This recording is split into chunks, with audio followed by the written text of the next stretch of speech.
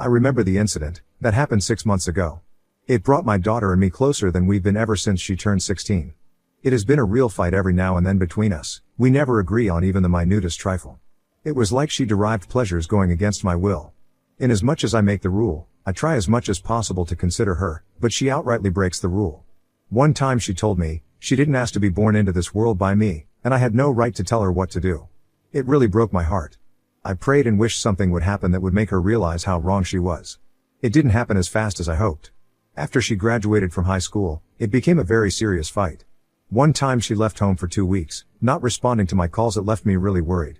None of her friends knew her whereabouts. If they did, they were loyal enough not to let me know.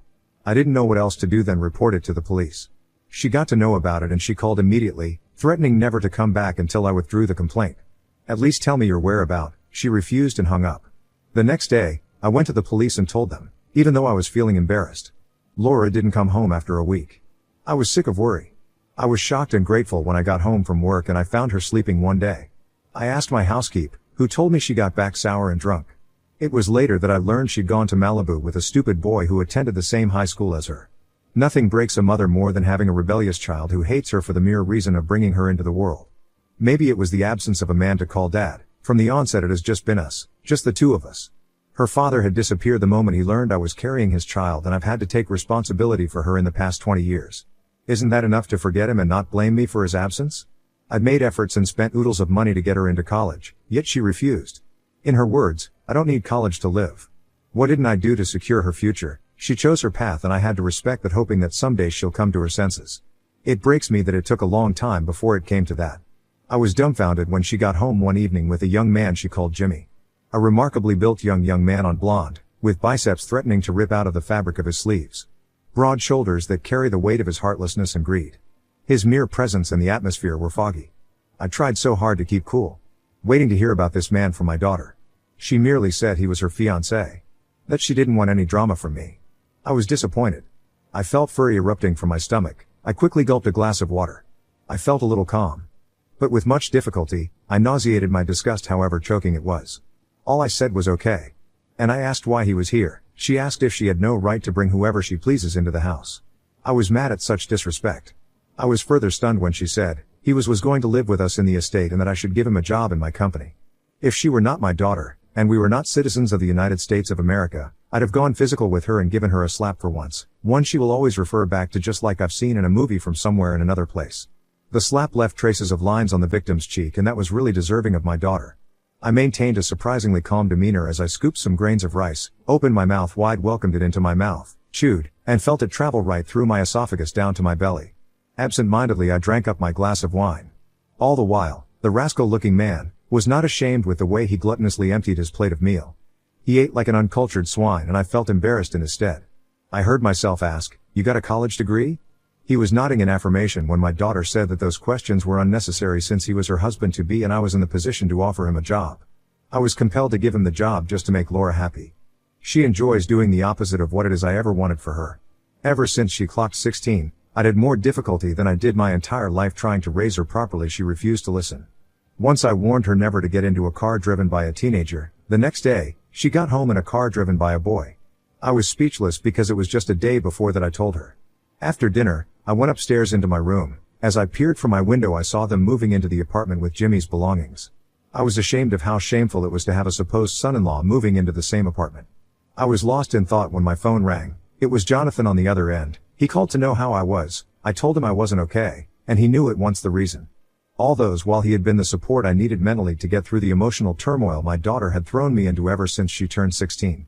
Jonathan had been not just a colleague but a friend. We got into a romantic relationship officially around the time Laura left home for Malibu. He was there to soothe and encourage me, and somehow we had sex. Though it was awkward afterward, he eventually told me how he felt about me, and ever since then, he was always there and was the strong fulcrum that I needed to pull through.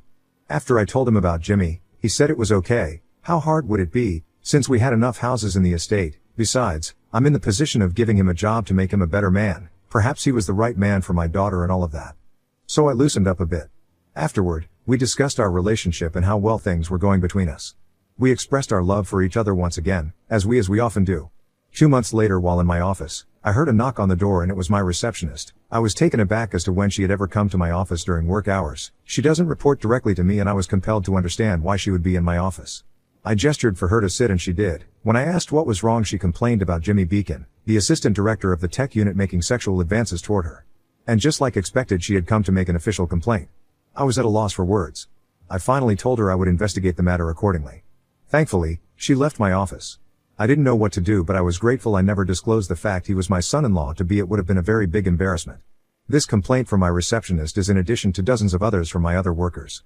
I was angry about the whole thing. Why would a nobody come to live in my house? I give him a job and he decides to sexually harass my workers under my nose. That was the height of disrespect, and I decided I would talk it over with my daughter. This gold digger she brought was trying to destroy reputations I labored to build, and I wasn't going to allow it. I was still fuming when Jonathan walked into my office in his habitual manner of not knocking. He locked the door behind him. Dropped the files he was having as he observed my mood. He asked what was wrong and I told him all that I knew, and he was disappointed. But he decided he would talk to Jimmy while I do the same with my daughter. Later he told me why he was there. It was strictly business. He was made an offer by one of the renowned fashion companies called Devil Wears in New York, and he would be leaving the city soon. I wasn't surprised. I had always known he had an interest in fashion. Besides, he created styles in his sketchbook that never left his person. Styles which he would send across to so many fashion houses hoping to land a deal, and finally here it was. It was a mature thing to rejoice with him and let him go. Jonathan had been with me from the beginning. Initially, it was hard for him to find his ground, but he was smart and intelligent, and he was where he was as a result of hard work and effort. Most times I wondered if it was his doggedness or good looks that got me so attracted to him.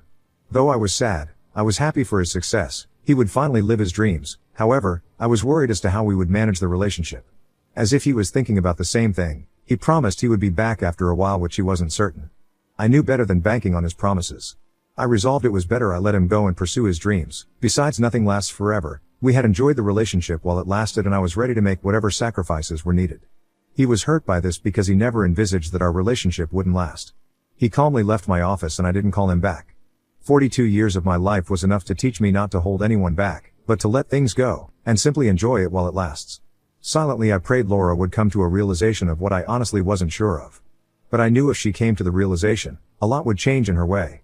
I got home that evening, and Jimmy was the first person I met. Laura, as I reckoned, was in the bathroom. I told him about the complaints I'd received from some of my staff, which he denied outrightly. However, I warned him to desist from such, else my daughter would learn about it and the board would take immediate action. He didn't look bothered by what I told him. Instead, he went ahead to tell me about his displeasure at having Jonathan speak to him, that he had no right to meddle in his affairs. The same way I retorted that he had no right to be standing where he was under my roof. Same way he had no right to be enjoying the benefits of living in my house for free. I resolved not to talk to Laura about it. Besides, she would not listen since she was head over heels for Jimmy.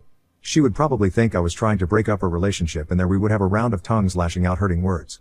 I often wonder why it is that my daughter hated me that much. That I can't talk to her like a mother would and she listens. Not up to 2 weeks, while I was working out my ass at my office, I got a text from Laura which read, "It's high time Jimmy got his own car." This cracked me up a little, and gradually I let out a cruel laughter. My secretary was alarmed and she kept asking what was the matter. I laughed until I felt my ribs hurt, and then it was followed by a tear. Immediately I was given a handkerchief to wipe the tears already streaming down my cheeks. I thanked my secretary and asked her to leave, promising to be okay. She did. I just sat there, not saying a word. Choked by hate, anger, bitterness.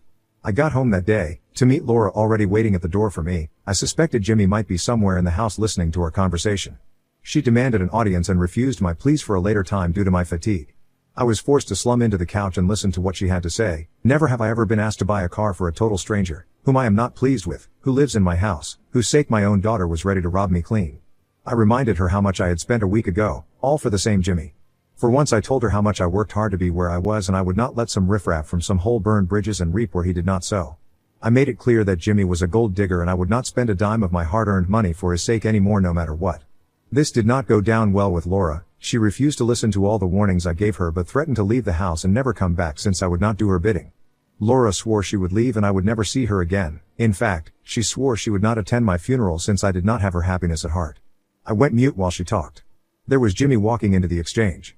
And before me, he pleaded with Laura not to leave the estate. That he would win my trust eventually. I just stood up and carried the weight of my sadness and fatigue into my bedroom. Good thing I had my last dinner with Jonathan and I wasn't famished. So I slept off. Later, around 2 a.m., I heard a tire screeching outside of the building and I looked from my window. It was Laura and Jimmy driving into the compound from wherever they'd been, presumably party. I sighed deeply and got back into bed. A week later, I was going through a report from my secretary when Jimmy stormed into my office.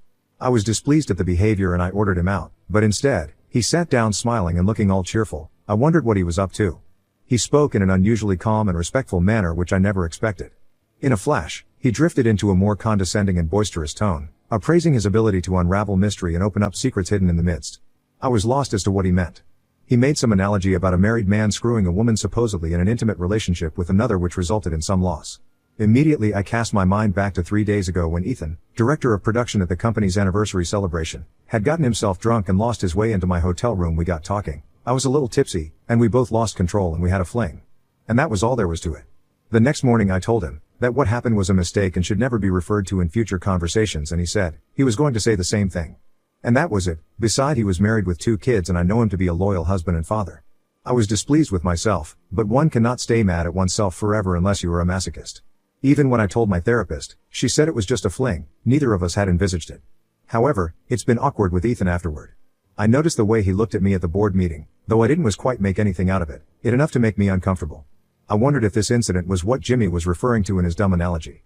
I managed to get in control of my emotions as I asked what he was talking about. He let out a thundering laughter like the fiery male fairy tale character with magical power over fire and furnace Vulcan. He began to rattle as to how he had seen Ethan getting into my room and how he had listened to everything that transpired that night. I found myself asking him how he had stayed to listen to all that noise, and what he did afterward, which he claimed was none of my business. I retorted, this was none of his business either. He said it was his business since he knows the work ethics of our company. He knew the marital status of Ethan as well, knew my relationship status with Jonathan, and might well let his mouth run like a tap. As I probably seemed disturbed and fearful as I wriggled on the chair where I sat. He made a tut sound and went ahead to tell me he wouldn't tell anyone about it. He assured me it was just between us and that he wouldn't let it out.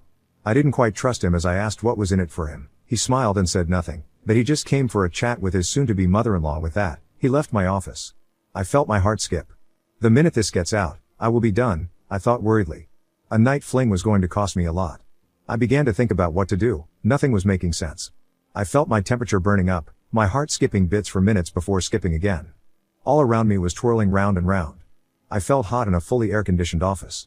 The whole day went badly. I couldn't concentrate, couldn't eat even while I was hungry. I felt a lump in my stomach and all I had was water. Gulping down cups of water. During dinner, I was shocked to find out that Jimmy had prepared dinner. I was wondering what he was up to. I couldn't speak much at the dining. Jimmy went on and on talking and laughing loudly that Laura had to ask if he had won the lottery or something. He simply said he just had a great day and that he chose to be happy. I knew it was all a lie. He was happy because he felt he had trapped me in the web he designed for me. Little did he know what was coming. The next morning, when I looked out my window and saw Laura driving out, I exhaled deeply, hoping she left with Jimmy. I didn't want the ill luck of having to storm into him at the sitting or wherever. I got ready for work, walked downstairs into the living room, and was glad when I saw just the housekeeper. I went to the dining to have my breakfast. Halfway into sipping my cup of tea, was the devil smiling at me. I froze and melted in a flash. He just smiled and spat out a sarcastic good morning, and said something about how pleasant it is for his mother-in-law to be the first to grace his sight on a beautiful morning. I choked on the tea. He passed me a napkin. I couldn't utter a word. My mind traveled back to the previous day and I cursed. He went ahead to tell me how necessary it was to give him some money to sort out some bills. I realized that this was what all of these were about. A blackmail. I mustered courage, regained my strength, controlled my breath, and I told him I wouldn't give him a dime. He seemed pissed but collected. I told him I didn't have money to throw since I worked for it, and he should do the same for himself. He sighed, gnashed his teeth, and made a tut sound. According to him, it was a matter of necessity that I couldn't avoid or I'll be faced with a shameful consequence. Then he said it was okay. He reached for his cell phone in his pants pocket. I peered from my side view as he made some touching on the screen, and immediately I got a message buzz on my phone. Dropped the napkin and grabbed my phone to see what it was. I was dumbfounded by what I saw. I said no word. Immediately I grabbed my purse and left for the office. I sat at my table thinking about what to do. I was at a loss. How could one be so heartless? Jimmy was bent on ruining my life. I was so afraid that I had to send him the money he demanded for. It was quite a whooping sum, but I painfully gave it to him thinking that that was the end. I thought he would stop after that. The thing about blackmailers is that they never stop. One for more and so it continues. The next day, he was demanding more money. This went on for a while and I knew I was getting to my breaking point. Laura barely listens to whatever it is I try to tell her. She never listened to every single thing I had to tell her. I got fed up with all of it. So I started devising a means to free myself from the shackles of extortion. A thought flashed through my mind and I set to work. I summoned Ethan to my office. Told him about the new development, and he was more disturbed than I expected. I showed him the pictures Jimmy had sent me that morning and he was cursing breathlessly. He didn't handle it as well as I'd envisaged. Being a man, I'd thought he'd be calm to think about the step to be taken. Instead, he seemed as though his heart was about to jump out of his body. So I told him, he'd have to move to the company's startup in Florida. Since I was the board chairperson, I didn't have to consult with board members for this decision, and he was willing to move, owning to the fact that his wife also got a job at the Central Hospital Florida, so he was more than willing to move. It all fell into place as everything was planned out. He was leaving in 5 days. Later I called Jimmy to strike a deal, at least come to an agreement as to what it is he wanted exactly. When he came into my office, he was looking so serious that I wondered what he was up to. However, I didn't ask. Whatever it was, not my business. I'd asked him what exactly he would exchange for the pictures you were using to blackmail me, and without giving it a thought, even for a second, he demanded for my estate. This kept me baffled.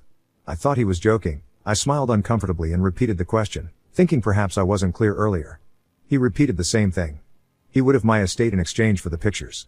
And he wasn't joking with words. I saw a beast in the way he smirked. Nothing about him was pleasant. I have always known he was a gold digger, a greedy person who would do anything to get what he wanted.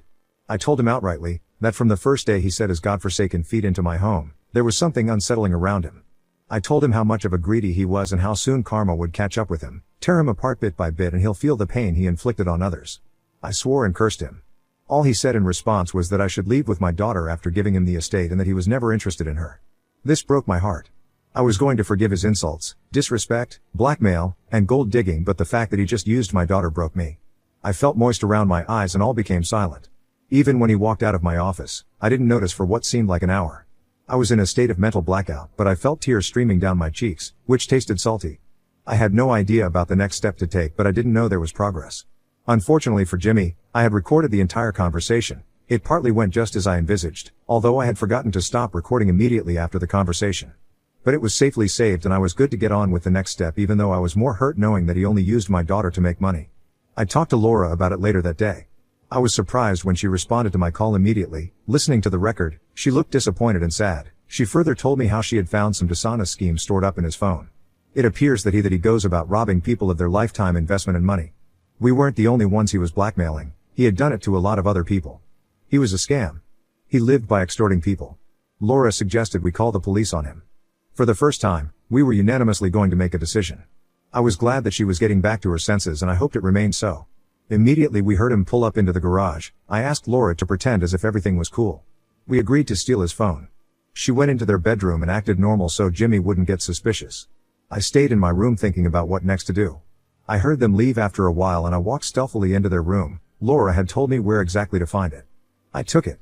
Immediately I left for the police station. At the station, I told them everything I knew and was asked to write a statement, which I did, and was called back by an officer to write my name, in a stipulated space-tagged complainant. Immediately I got done with it. Markson. The officer seemed fascinated by the name but didn't have the time to ask more about it. They were ready for an arrest. We got back home only to find Jimmy about to hit Laura with a vase for not telling him where his phone was. I screamed as the officers hurriedly handcuffed him. I helped my daughter up and gave her a glass of water. He threatened again to reveal my secret affairs with Ethan, which made me laugh. I told him he had nothing on me anymore. Jonathan had left the company weeks ago. I cursed his ignorance all these while. He had been in the company and hadn't seen Jonathan. It didn't cross his mind to find out why. As for Ethan, he was far away in Florida. It was obvious to him that he had been caught in the same web he designed for me.